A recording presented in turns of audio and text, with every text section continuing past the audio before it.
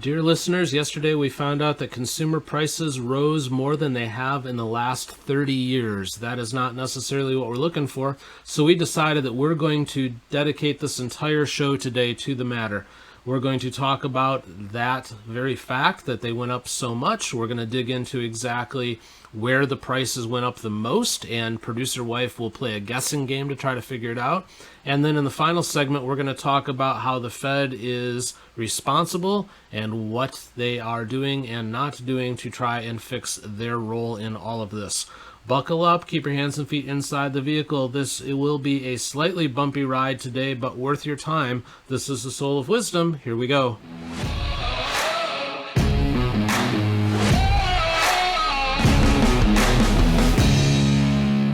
Greetings and welcome, dear listeners, to this Thursday edition of the Soule of Wisdom. Nice to have you here. With me, as always, Producer-Wife Beth. Hi. Hi. I am Dan, not that anybody cares, as we've established before. You come here to listen to Beth, but that's okay. I'm not sure about that, but... But you have to look at me if you're on the visually gifted side, because she never gets on camera. Yeah. We're still working on that.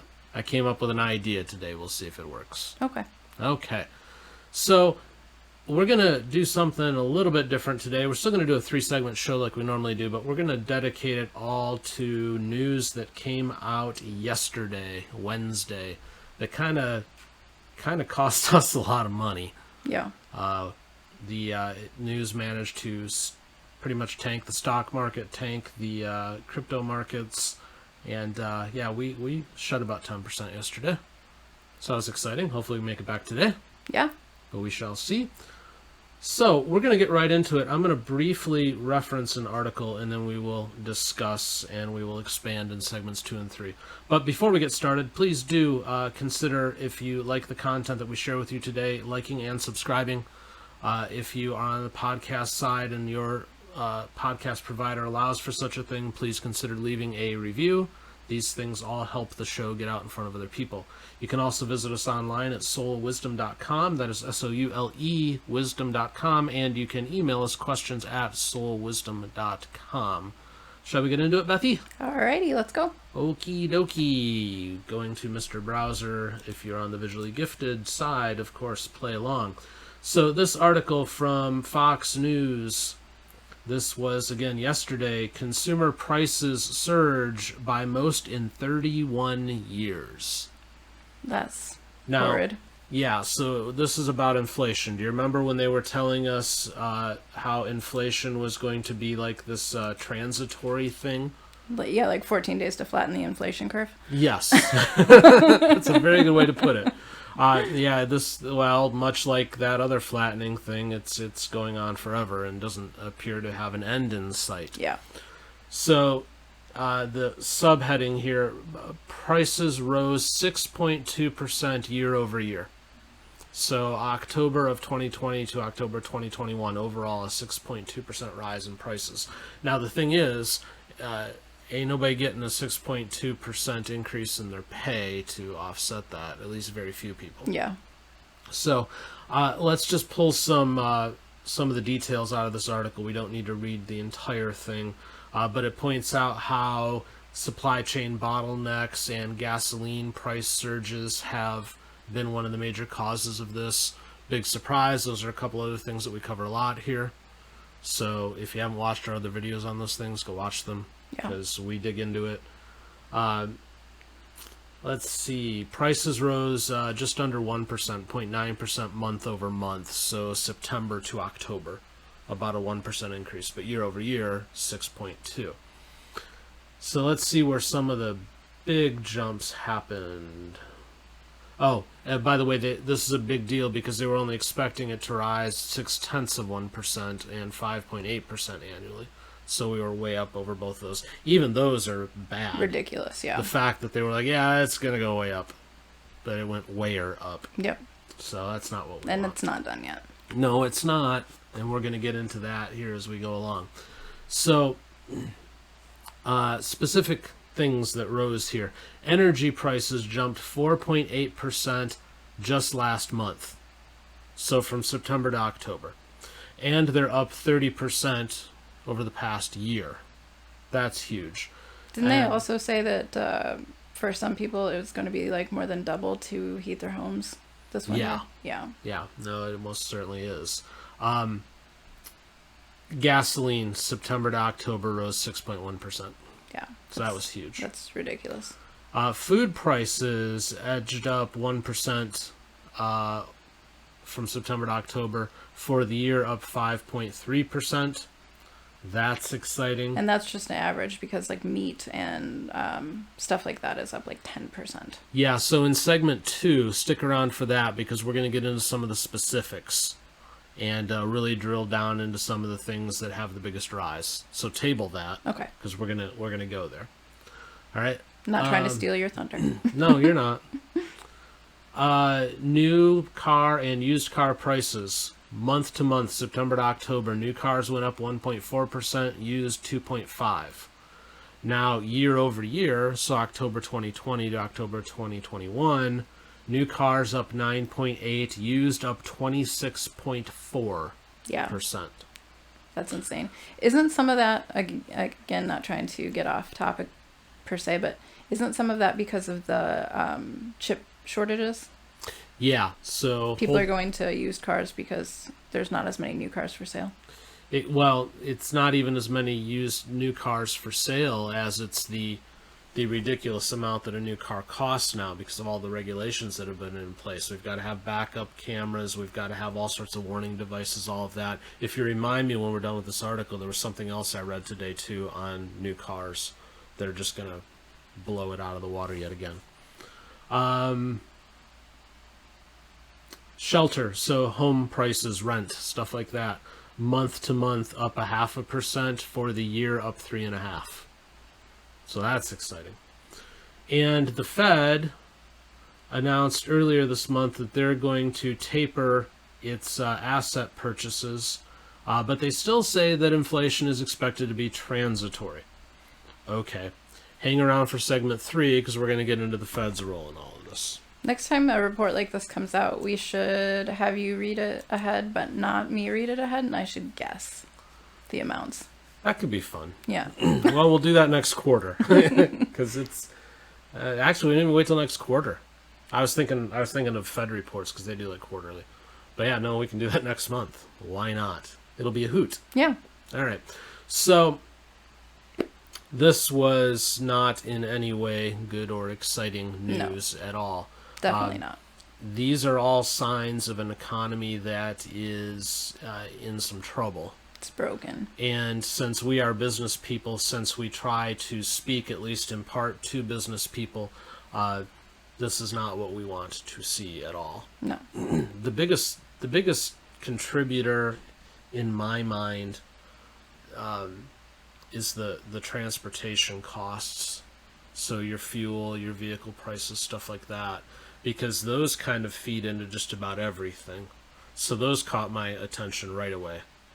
Not that I didn't already know that gas prices were through the roof, because we have to do that all the time, but we don't go buying new cars all the time. Yeah. But that's a huge increase. No, to get back to that, so this infrastructure bill that Biden is going to sign any day now that went through Congress, so very little of it actually has to do with infrastructure, Is he still at Glasgow? Is that why it hasn't been signed yet? No, I think he's napping. Oh, okay. Yeah. Okay. He'll get there. All right.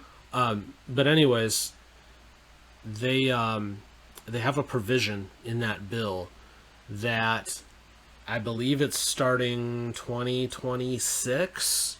Don't quote me. And the bill is vague enough that the NTSA, National Transportation Safety Administration, NTSA, they have to figure out exactly what technology to use yet, but it's mandated that the cars have some kind of sobriety testing built into them. Really? Yes.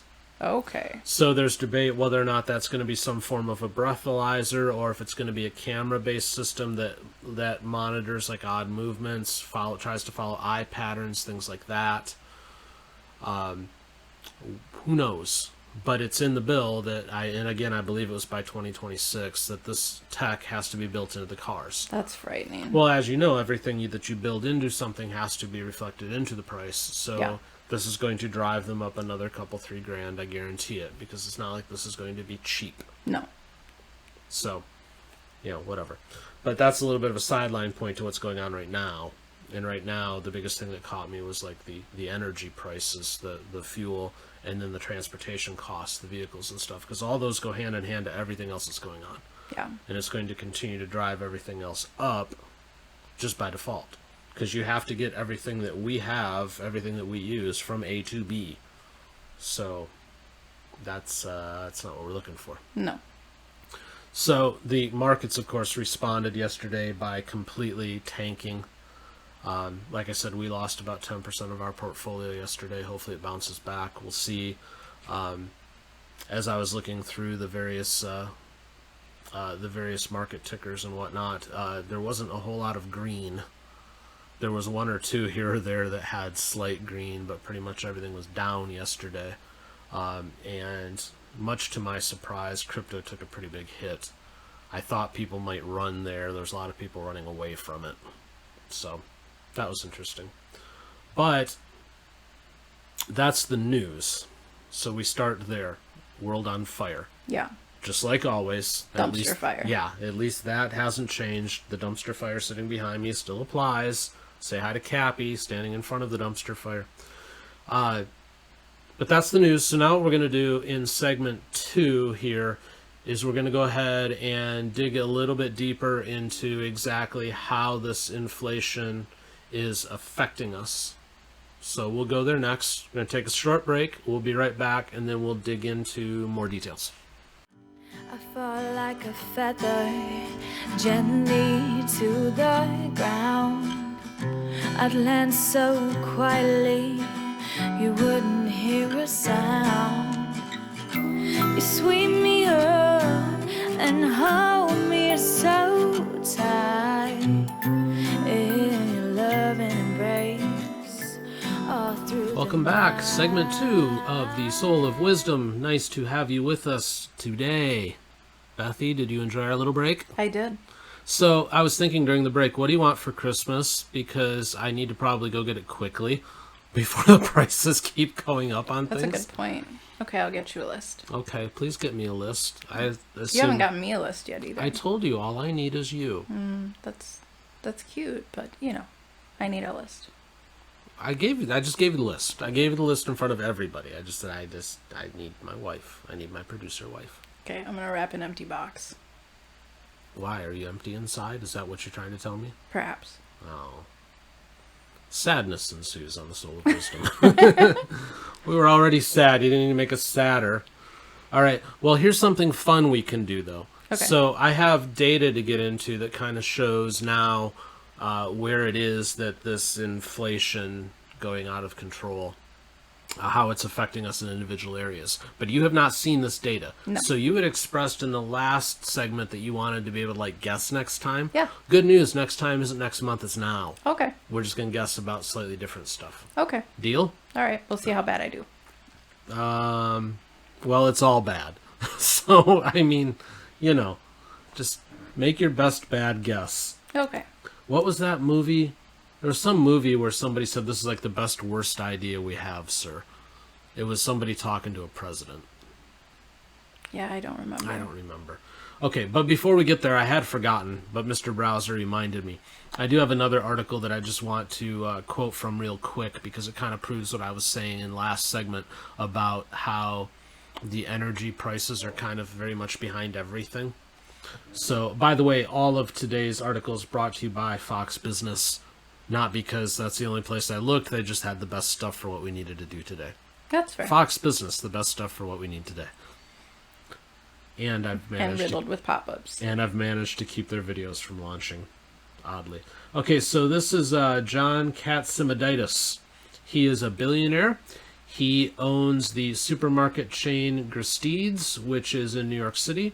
He is also the CEO of United Refining. And he blamed on Wednesday that the price of oil and gas, as well as labor shortages, are to blame for the sticker shock at the grocery store. He says this is a tax on the poor and the middle class. And that just kind of goes behind what I was saying earlier. So you got a guy who like runs both things. Yeah. He's in the oil business and he's in the food business, and he's like, yeah, they're tied together. Yeah. If the energy price is going up, then the price of everything else is going to go up, in this case, including the food that he sells. So I just thought I'd share that real quick because it goes like right into what we were saying earlier. So once again, pat Dan on back. He was right. Okay. So now let's go back to Mr. Browser for what I really wanted to do this segment. This again, Fox Business. Where is surging inflation hitting Americans the hardest? So let's see if the producer wife can make good guesses. Okay. Overall energy costs. How much are they up from September to October? Just 1 month. So overall being like gas, heating oil, natural gas, all that stuff. 7%. You're high. Okay. Only 4.8. Oh, see? See, so we found some good news. It went up less than the producer wife thought. Yeah. Yay. We're all electric in this house, though. Yeah. But that doesn't mean that energy costs still don't affect us because, you know, this is the same kind of energy that produces the electricity that we need. Okay, so let's get a little more specific. If you remember, we actually covered this in segment 1. Price of gasoline? Didn't she say it was only up like 1% over last month? Wrong. Okay. 6.1. 6.1. Food was up 1%. 1%. Okay. Yes. Okay. Heating oil. This would have affected us if we were still back in the Midwest. That one has to be at least 7%.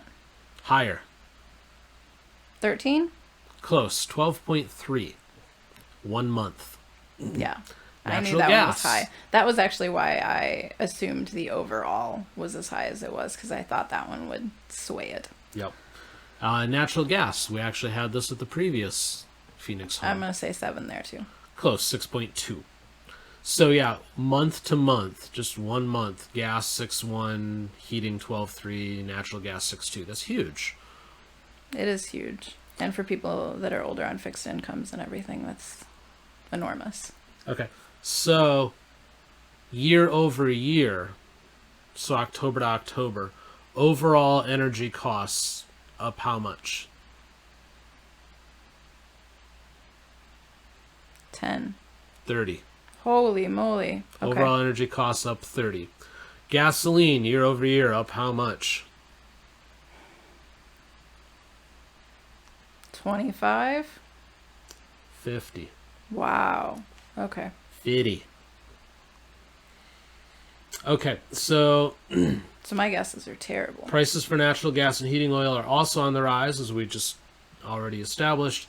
The Energy Information Administration has predicted that Americans could spend up to how much more on natural gas? And this is a bit of a prediction because we're going into the winter where the stuff's going to actually get used. But how much do you think they're anticipating we're going to spend more? Percent. You're asking year. for a percentage or a dollar Yep, amount? percentage, as opposed to last year on natural gas. 40%. 30. And how much more on heating oil this winter? The same, 30. 43. I was closer the first time. Okay. You were. Okay, so we already established that food went up 1% over month, and 5.3 year over year, right? Yes. Let's get a little more specific.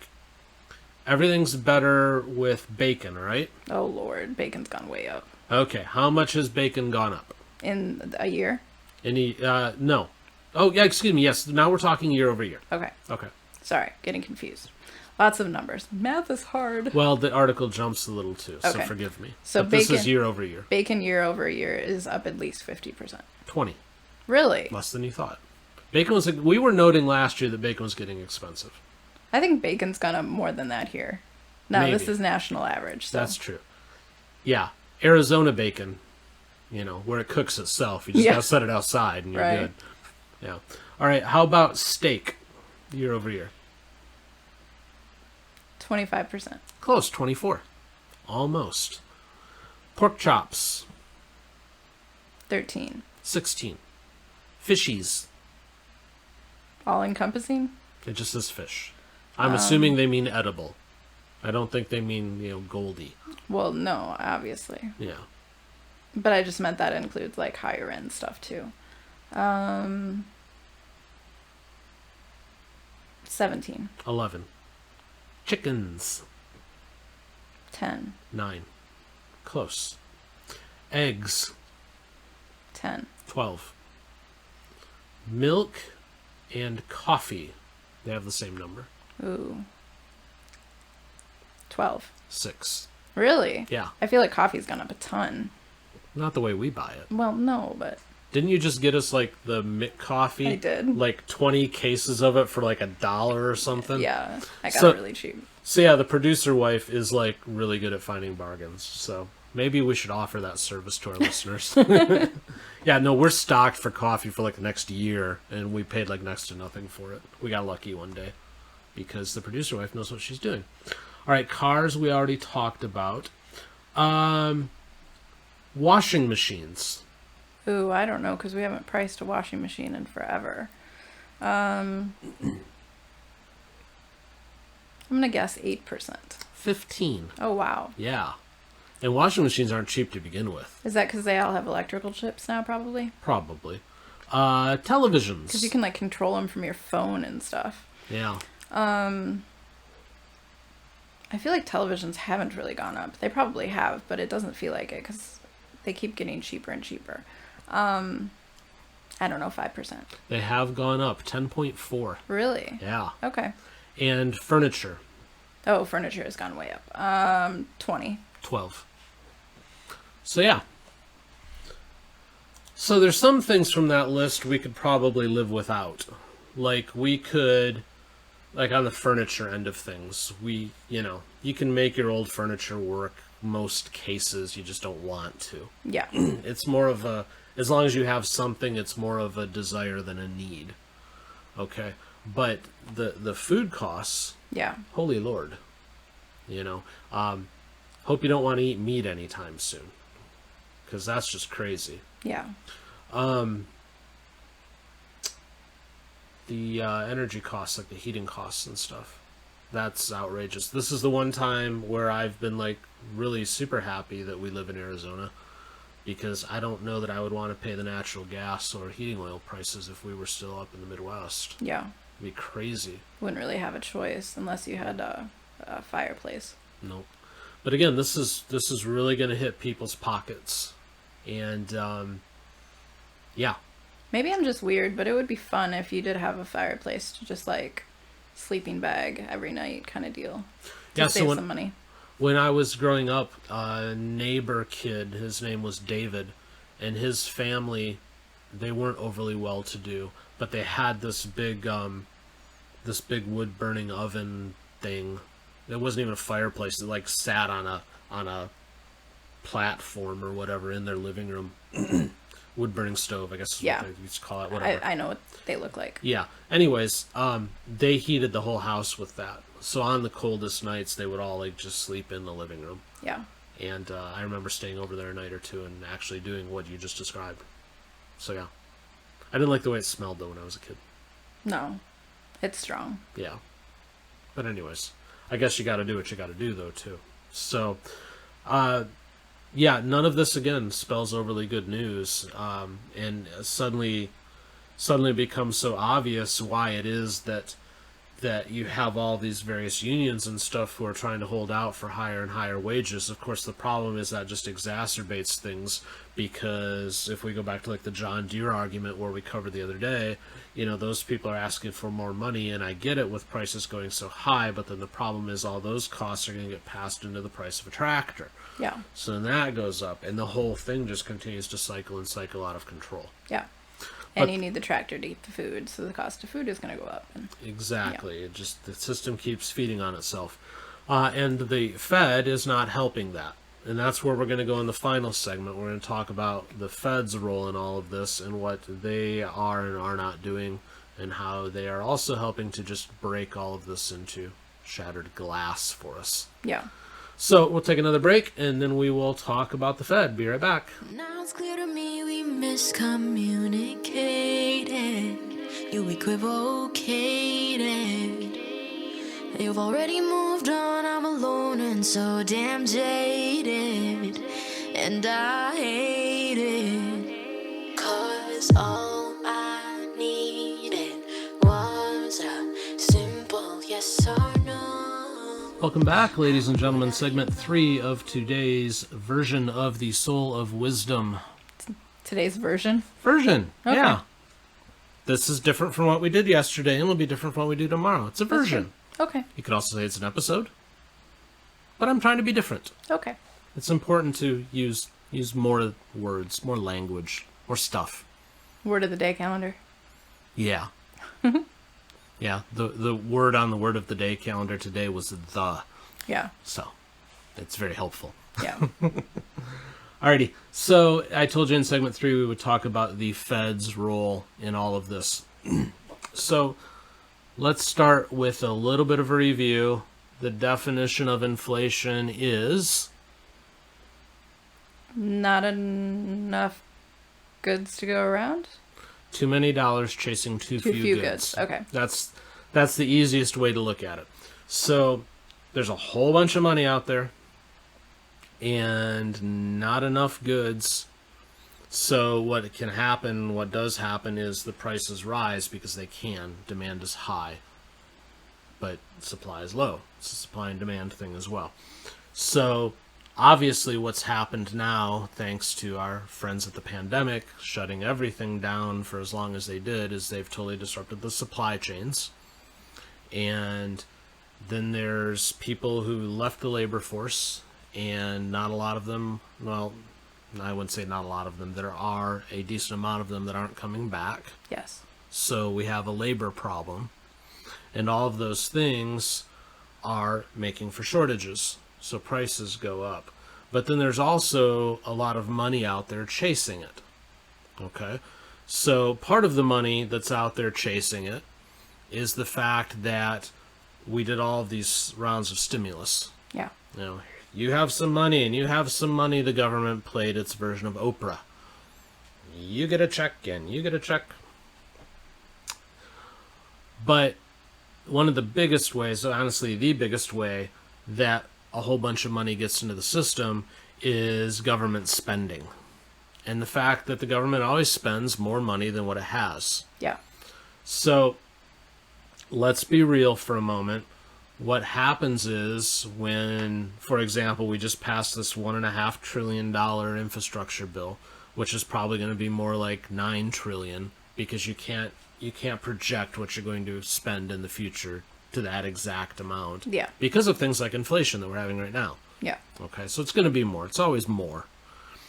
But the government doesn't have that money to spend. So it has to go get it from the Fed. Yeah. All right, well, how does the Fed get it? It prints it. It prints it, exactly. But how it prints it is it goes and it buys securities off the market.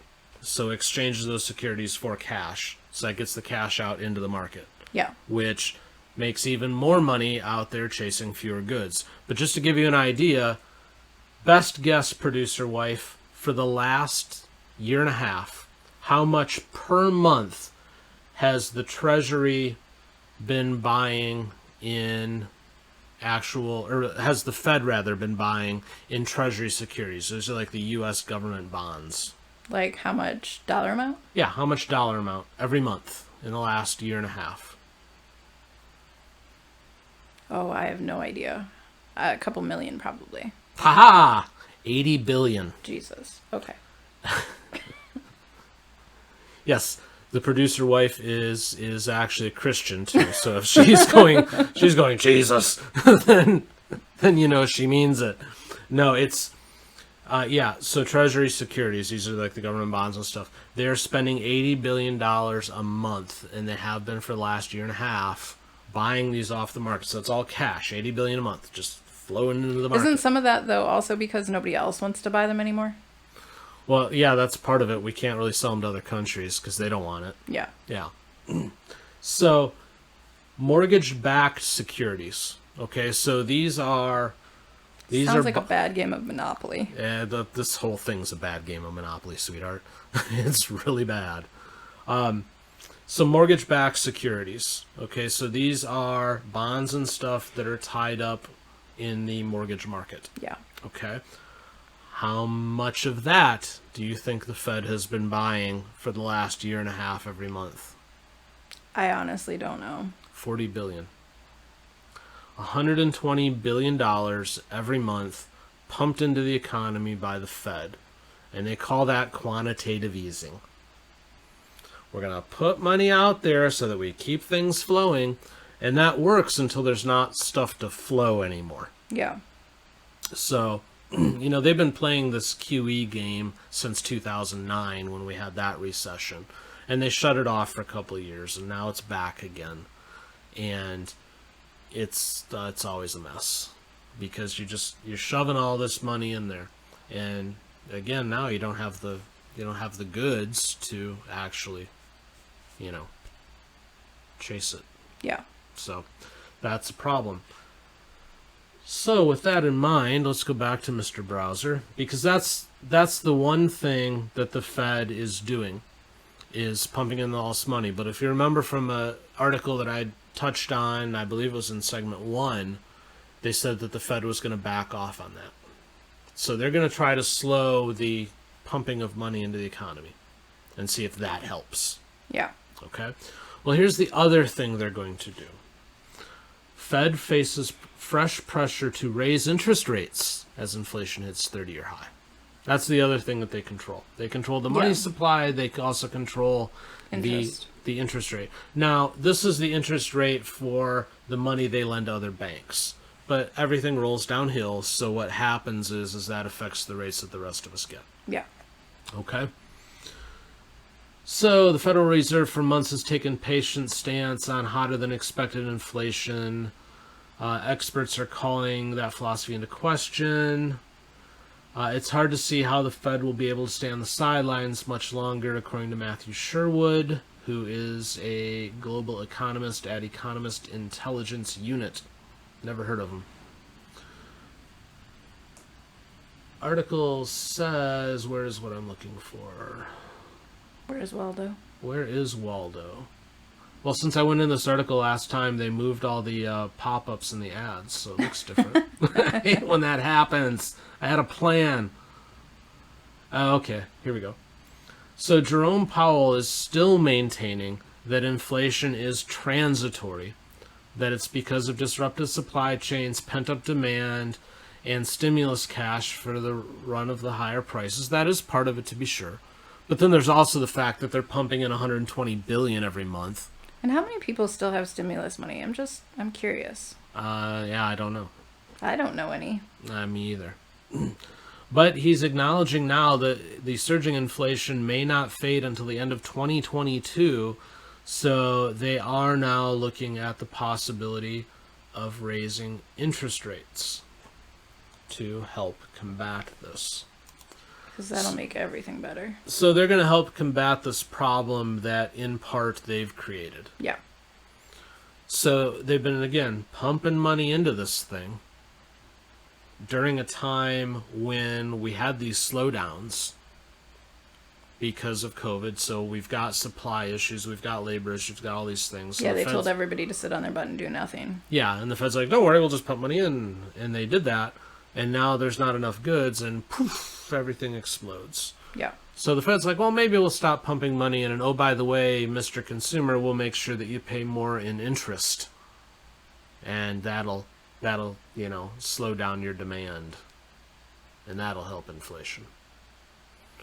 I'm not sold on that. No, everybody wants their credit card bill to go up, right? Yes. Yeah. Well, I know I do. Yeah. Yeah. It just makes all the sense in the world. No, but... So the Fed was actually established by Woodrow Wilson. I believe it was like 1913, 1909, somewhere in the early 1900s. I don't remember the exact date. But this was his brainchild, Woodrow Wilson being arguably one of the worst presidents ever.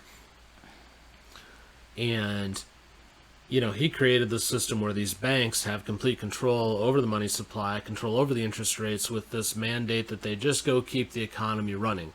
But they have very little direct reporting that actually happens to anybody. I mean, yeah, they have to go and testify to Congress, and yeah, technically the president has control over the Fed chairman, but they just kind of do their own thing. And they've been a dumpster fire disaster for a very long time. And now, quite frankly, they're proving it, because they've got us in such a pickle now. because of all the money that they've shoved into the economy. I'm not exactly sure how this one ends. You have something? The Fed was created by Woodrow Wilson December 23rd, 1913. I said 13. That was one of them I picked. Yeah. Yay. I was just letting you know. Thanks. Welcome. Appreciate it. No, so I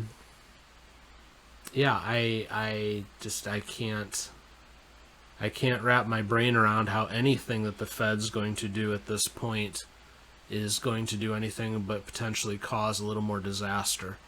But I suppose at some point you have to kind of, you got to pay the bill too. Yeah. I mean, they've been pumping all this money in for so long. The interest rates have been down at zero. Trump actually wanted them to be negative interest rates, which that would have been a mess too. But oh, by the way the Fed operates is actually inspired by what they found in Europe, specifically with Germany in the early 1900s. And if you'll recall, one of the things that collapsed Germany and allowed for like Hitler to rise to power and stuff was their money collapsed. Yeah. So I'm glad that our system's inspired off of that, because that proved to work well. Yeah. We've managed to make it work longer, but I don't know. I think we might be having a money collapse on our way. We shall see. Hopefully not. Hopefully not. I don't know. So the point of everything that we've talked about today is, first of all, to just kind of help you understand exactly what it is that we're facing. So share some facts and figures, maybe share a little bit about what the Fed's doing, because that hasn't necessarily been front page what they have going on either. Again, if you run a business of any kind, I think you need to try to run as tight of a ship as possible right now. Keep your costs as low as you can and get out in front of as many people as you can, because dollars are definitely harder to get at the moment. Yeah. So make yourself available to as many as you can. If you're a consumer and you're listening to us, I continue to maintain that now is the time. First of all, if you haven't started your Christmas shopping, you need to start it yesterday. Yeah. Number one, because there aren't a lot of goods out there. Number two, because the prices are going to keep rising. But as well, shop small, shop local. Yep. Consider the smaller businesses just like ours, where we can pivot, we can be nimble. And that's exactly what we're doing right now. We're able to provide product to people because we have the ability to adapt. Yep.